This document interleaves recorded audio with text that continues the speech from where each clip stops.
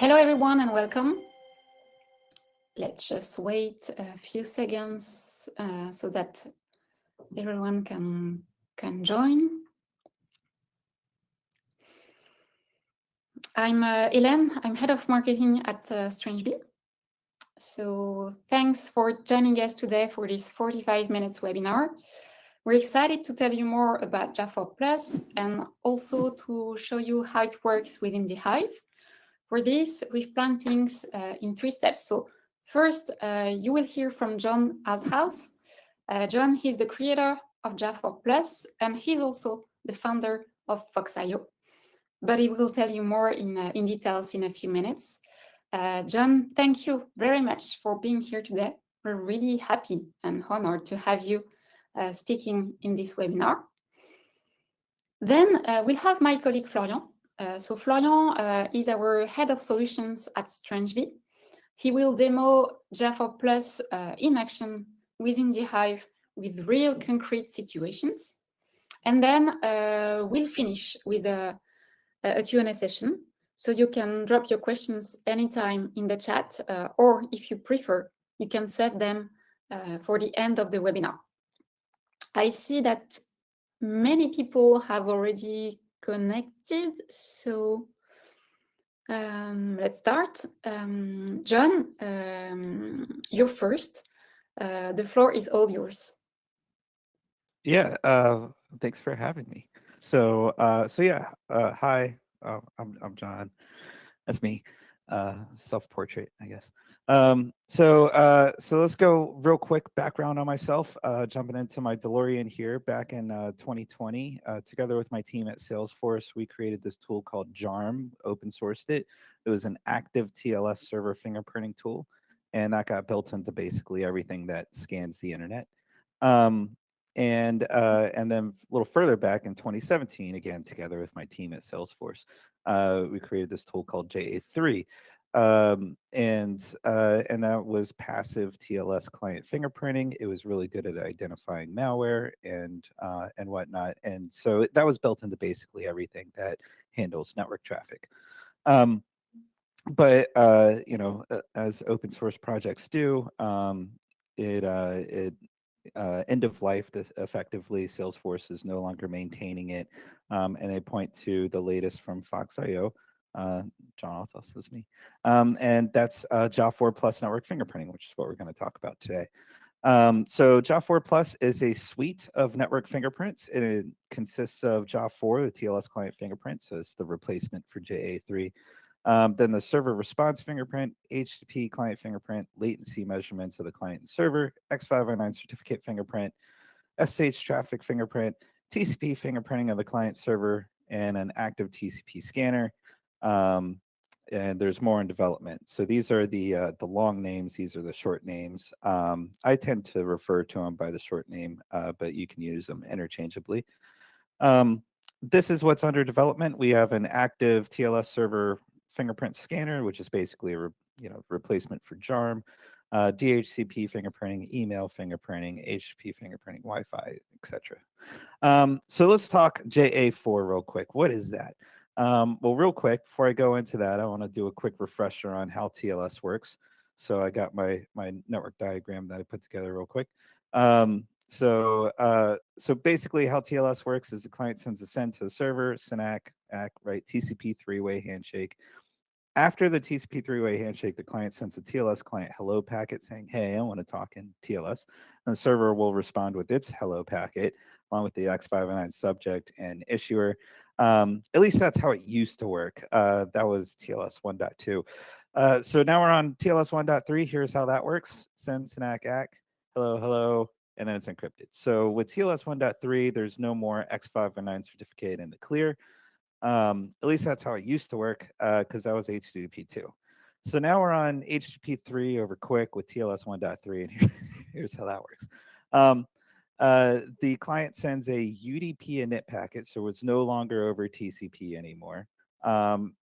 Inside the init packet is a TLS client hello, same as before, just now it's in a UDP packet instead of TCP. Then the server will respond with its server hello and a UDP init packet. And then there's some back and forth and stuff, and then it's encrypted. At least that's how it used to work, because now we have extension randomization on Chrome with encrypted client hellos via secure DNS over Cloudflare, and you know what? It doesn't matter. It doesn't matter because no matter what's happening, what type of TLS it is, the client hello is still there and it's sent into clearance. So this is what the client hello looks like. It consists of a list of cipher suites, a list of extensions. That's where they'll show the supported versions. This is where it'll say it's TLS 1.3. And it's got a list of signature algorithms, application layer protocol negotiations. So this is basically saying I'm going to talk in HTTP2 after we negotiate TLS. This is a quick packet. It's got all these juicy parameters in it.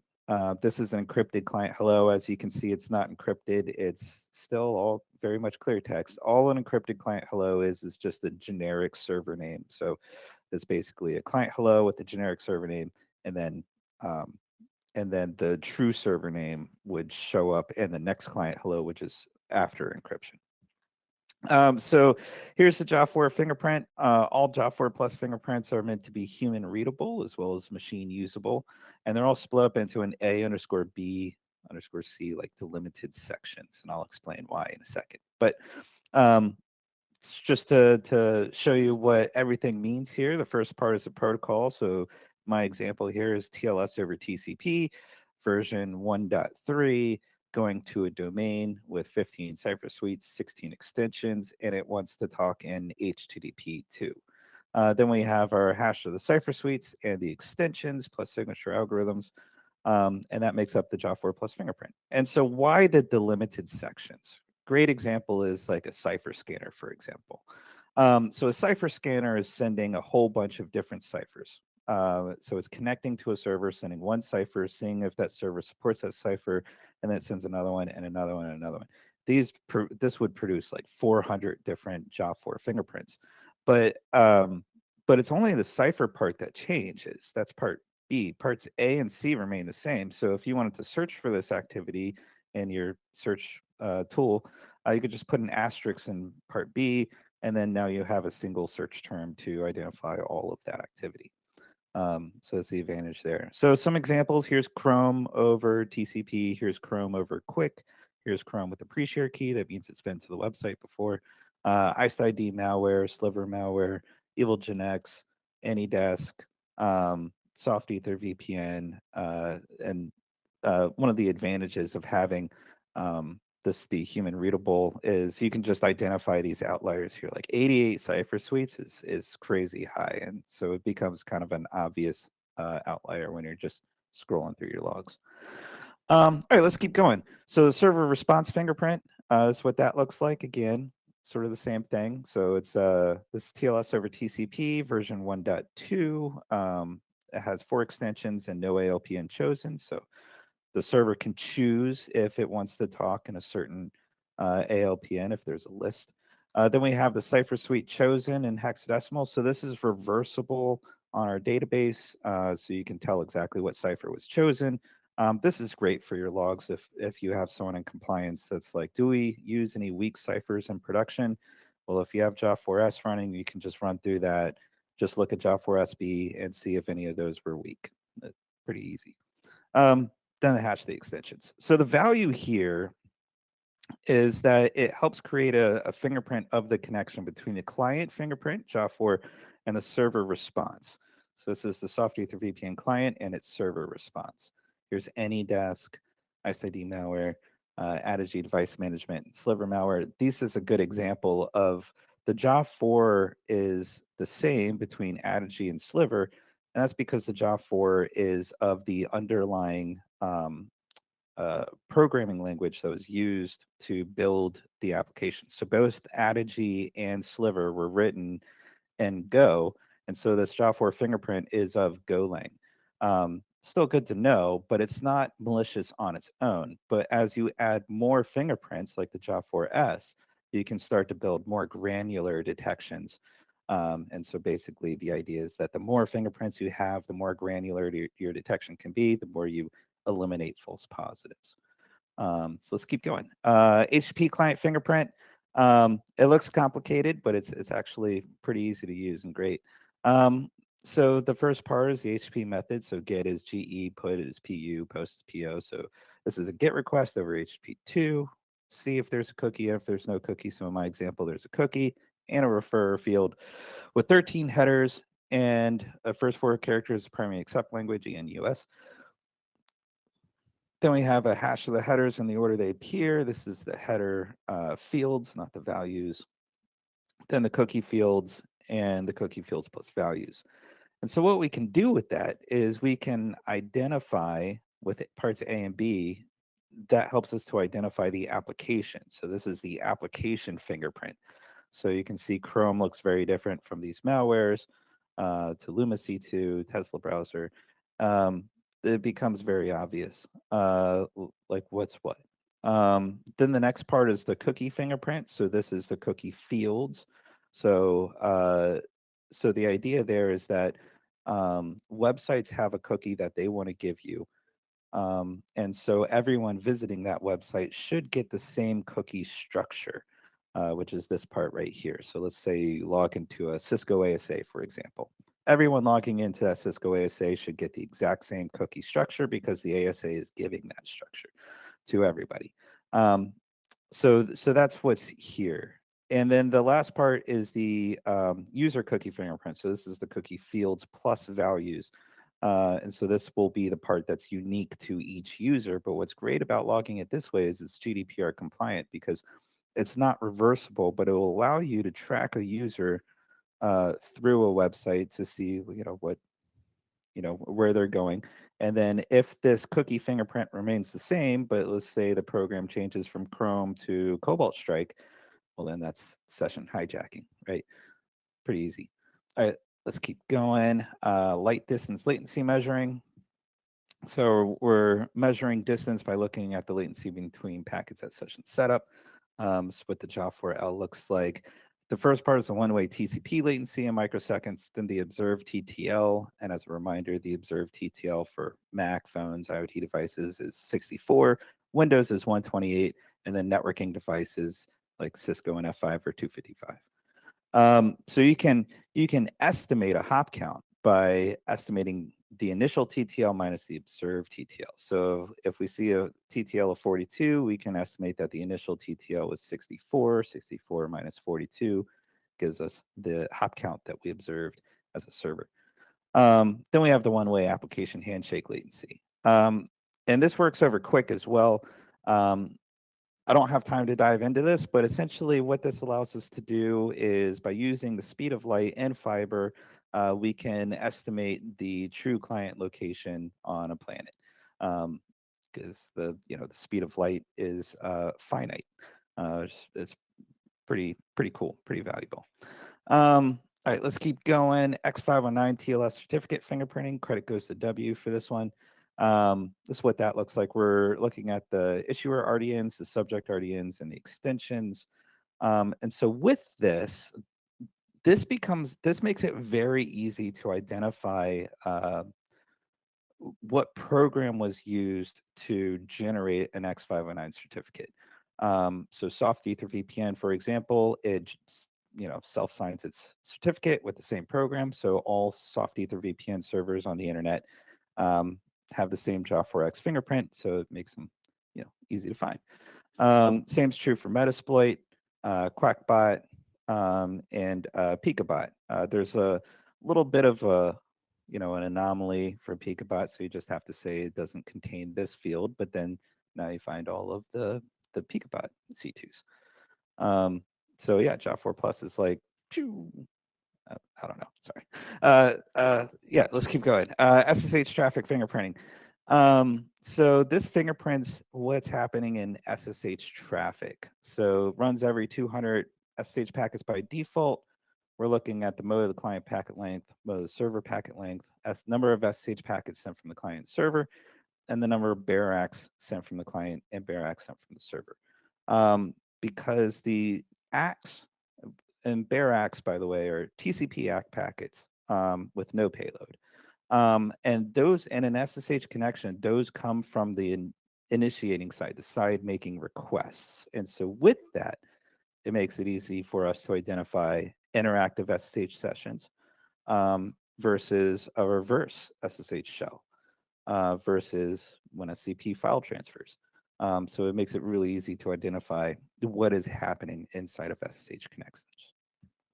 All right, lastly, we have TCP fingerprinting. So I need to give credit to everyone who did TCP fingerprinting in the past. A lot of these, like POF died 10 years ago, and Herschel Plus died, I think, 7 years ago now. But it's still extremely valuable. So what we're looking at is we're looking at the SYN packet, and we're looking at specific values inside of the SYN packet. So here's what the JA4 fingerprint looks like. We're looking at the window size, the TCP options, the maximum segment size, window scale, and TCP retransmission timings. So what's great about this is that every device has a different TCP fingerprint. Windows, Ubuntu running on Windows, they're all different, which is great. And great to understand what's happening inside of a network connection. We also have an active scanner, so that's our JA4 scan.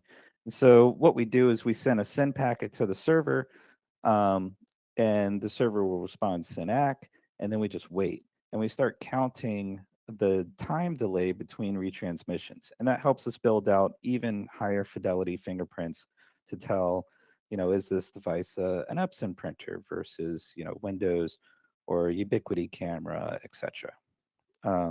Just really good granularity there. And so with that, I'll pass it off. That's JA4 Plus in a nutshell. Thank you, John, for this very interesting presentation. Very creative. I like the drawings from the beginning very much. I don't know if you were the author of them. But oh, yeah, yes. Thanks. They're not very good, but I get the point across, I hope. You had a question, Florian? Yes, thank you. John, just for the audience, can you tell us more about what kind of equipment or maybe what solutions already integrate JA4 plus fingerprinting, please? So adoption for JA4 Plus is growing quite rapidly. So I would say most tools support at least JA4, the TLS client fingerprint. And when I say most tools, I mean from AWS to their WAF product to Fastly to Cloudflare to I don't know, F5, you name it. It's built into so many tools and so many cloud products. And then the rest of JA4 Plus is also gaining adoption, and it's available for open source tools like Zeek and Archemy, and it's coming to Suricata here really soon, as well as commercial tools like Vectra, and so on, F5 and whatnot. So so the adoption is growing very quickly, and so there's a high likelihood that that everyone on this call has at least some parts of JA4 Plus available to them in their logs. Thank you. So now time to see how it works in practice with TheHive, with Florian. But maybe, Florian, before you start the demo, it would be interesting that you introduce yourself a little bit, and also that you give us a quick intro on TheHive for those who don't know it yet. Yep, thank you. So I'm Florian Perret. I'm the head of solution at StrangeBee. The mission of the solution team is to ensure that TheHive and Cortex are the tools that any security team needs to have for their daily activities and remains innovative. We are also helping our customers to get the best for products by producing educative content, making some workshops and other activities like that. TheHive is a case management platform, so it's the place where the security teams will collect all their alerts coming from different detection system and centralize them in one place, make automations around, make some investigations, automations, orchestration, etc., etc. Cortex is like the twin tool of TheHive. It's dedicated to make some forensic investigation, but also some incident response using what we call the analyzers and the responders. So analyzers are small programs that automate the analysis of observables such as IP address, domain names, etc., etc. And the responders are used for make an action on a network or on a system, such as blocking an IP on the firewall or blocking an URL on the proxy, isolate an host from the network through the EDR, so making some response to specific threats. And StrangeBee is the company that came on top of that starting 2018. It has been created by the founders of TheHive and Cortex. And the main mission of StrangeBee is obviously to develop and maintain TheHive and to make it more and more efficient on the field to help the security analysts to deal with the daily threats they are facing. So some numbers about StrangeBee and TheHive and Cortex. TheHive is used over more than 50 countries over the world. So mostly the CERT, CSERT, and SOC teams that are security teams using our tools, and more than 3,000 analysts worldwide using the product. Also, TheHive is integrated with more than 300 security tools, such as detection systems, SIEM, CDR, but also incident response tools. So maybe some EDRs to make some actions to, as I said, isolate a host on the network, or maybe kill some process, but also network security equipment like IDS, IPS, etc.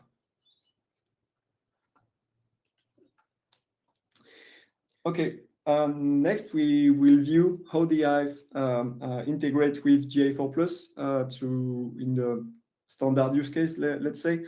So in this scenario, we have alerts that are created based on suspicious event detected by network security devices. And those events, those alerts will be ingested into TheHive. And from there, the analyst will be able to use the analyzer and one specific JA4 Plus analyzer to enrich and contextualize the observables. Like the fingerprint in this use case is the observable. And thanks to this analyzer, we will be able to investigate this observable, this fingerprint, to know more about it. Maybe what software crafted the network activity, or maybe from which device the network event has been sent or crafted. And next to that, on top of that, we have also a correlation that the TheHive can make across all kinds of events coming from different detection systems, meaning that we can correlate an alert coming from an IDS with another event coming from the proxy. And thanks to that, the analyst will be able to have a better overview of the situation and maybe understand that two totally separated events are part of the same story, a same incident.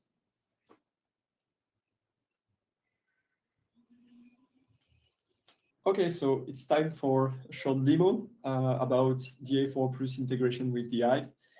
So let me share my screen. So we are in TheHive and we are in the alert list of my TheHive environment. And I got this alert that just popped. It's about an HTTP connection to internet from an unauthorized device. So let's open it, and we see that this alert is coming from an IDS, IPS that detected an unauthorized device that tried to connect to the internet through the destination port 443, which is the standard HTTPS port. Okay, fine. Now I'm going into the observables to have more context and enrich my my alerts to have more information and know why this sounds like suspicious or malicious for the IDS. So we got this IP address, which is the source IP, so the equipment that made the requests.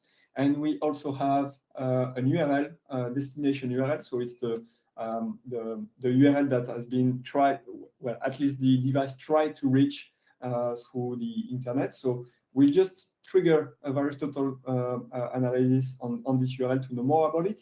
but we'll also have a look on the JA4 fingerprint to know why the IDS IPS consider this as an unauthorized device that try to browse this URL. So I'm triggering this JA4 Plus analyzer and using the Fox.io database. And I got the report now, and it tells me that the device is an Epson printer.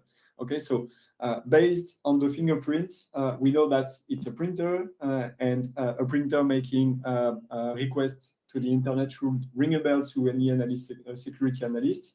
And that's definitely highly suspicious. But something even more interesting is that if I go into the similar alerts, I see that there is one correlation that has been made by TheHive between these alerts and another one coming from another detection source, which is the proxy, because the malicious URL is matching with this alert.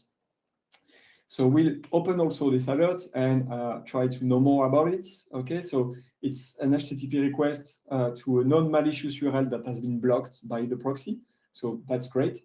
And we'll also check the observables and see that the source IP is not the same, but the destination URL is the same. Okay, that's why we have this correlation.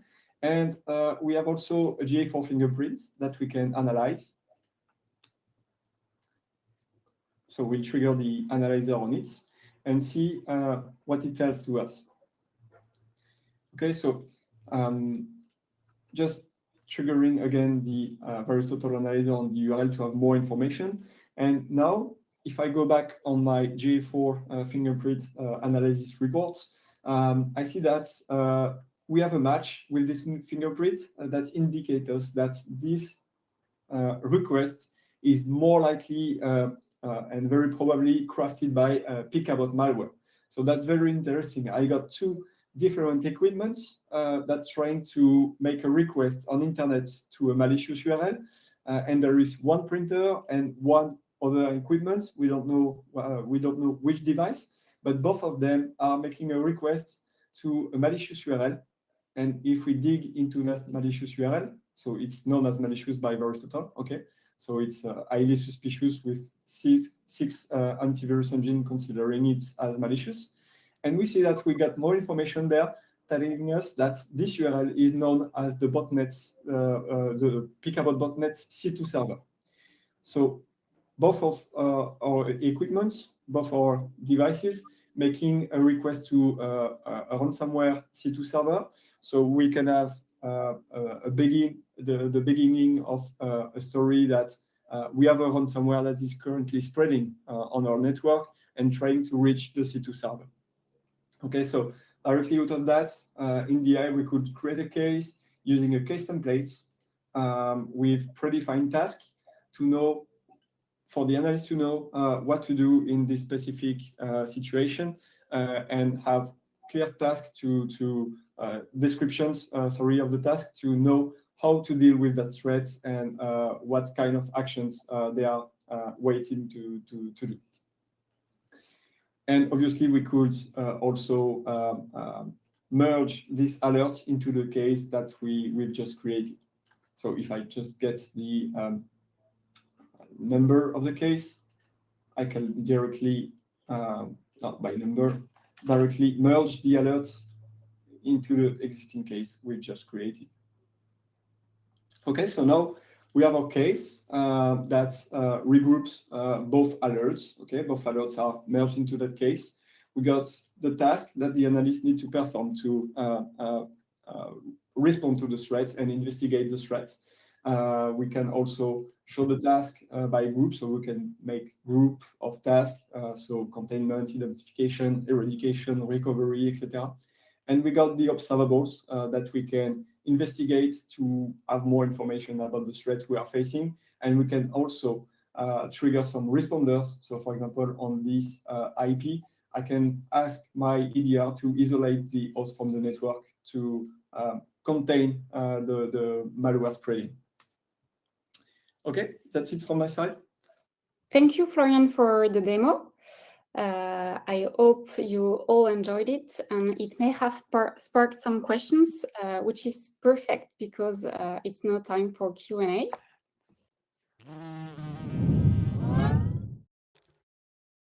There's one question from Julien in the chat.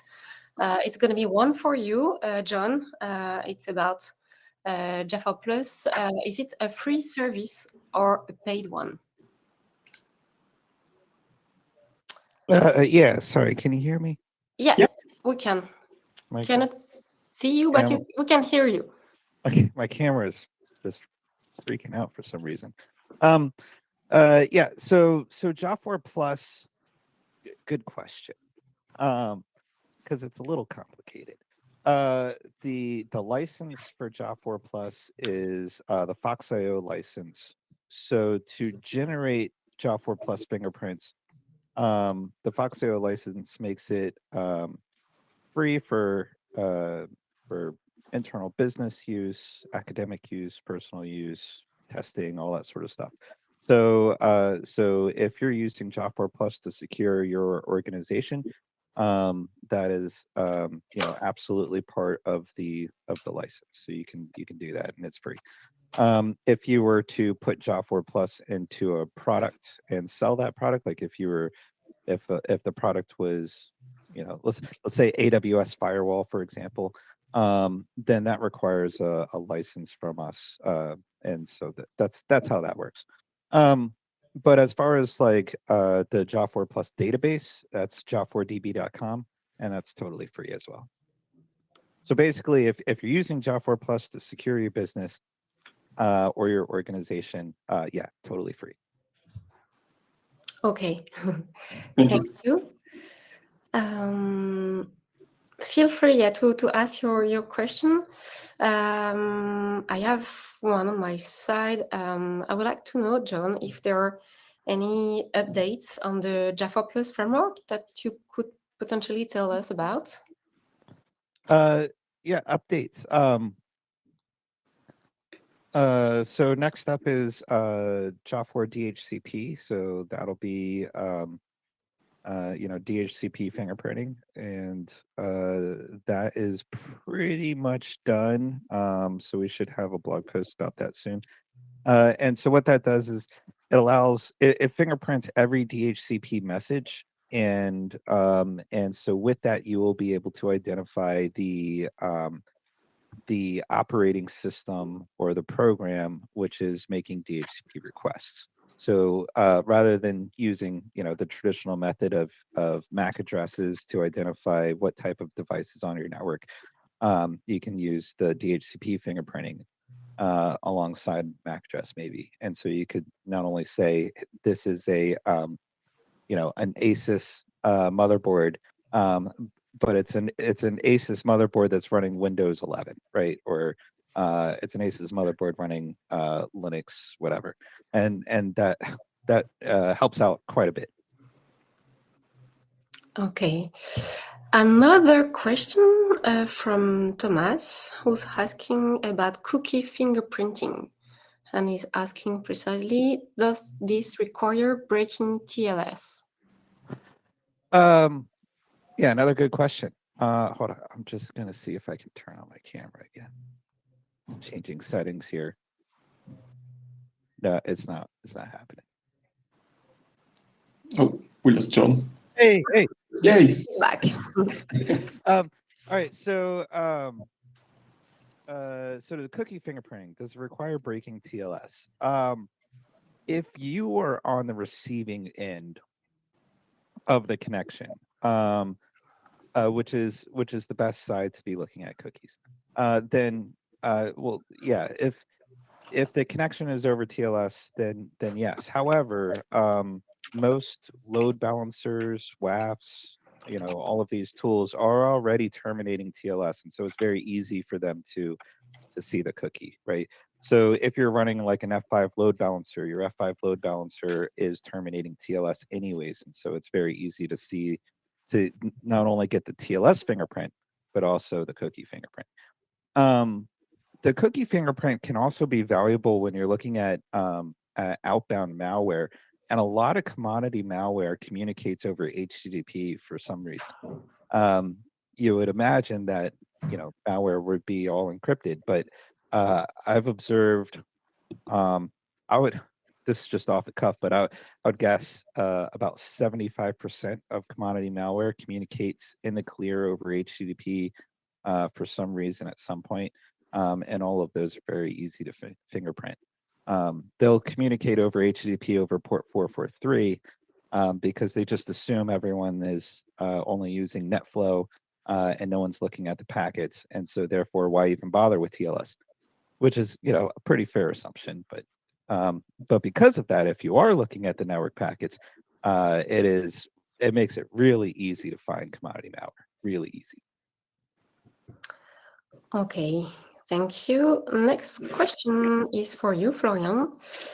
Is the JA4 Plus analyzer in TheHive available on our catalog, and is it usable for free? Oh, yes. The analyzer is available now since some weeks, I would say 1 or 2 months. And yes, it's totally usable for free because Fox.io database is open on the internet, so you don't need any key to use it. So yeah, available. All right. Julien sending heart in the chat. And I don't see any other questions. Thumbs up. And so if there are no more questions, maybe someone's typing, so let's wait a few more seconds. No, it's just thanks. So yeah, it's my turn to thank you, Florian and John, for your insights today. Very clear, very interesting presentations. And I will add that there will be a replay available very soon, so you can revisit the session or share it with your colleagues if you like. So thank you very much for your participation today to this webinar, and have a great day. Thank you. Bye-bye. Bye. Thank you, everyone. Yeah, thanks.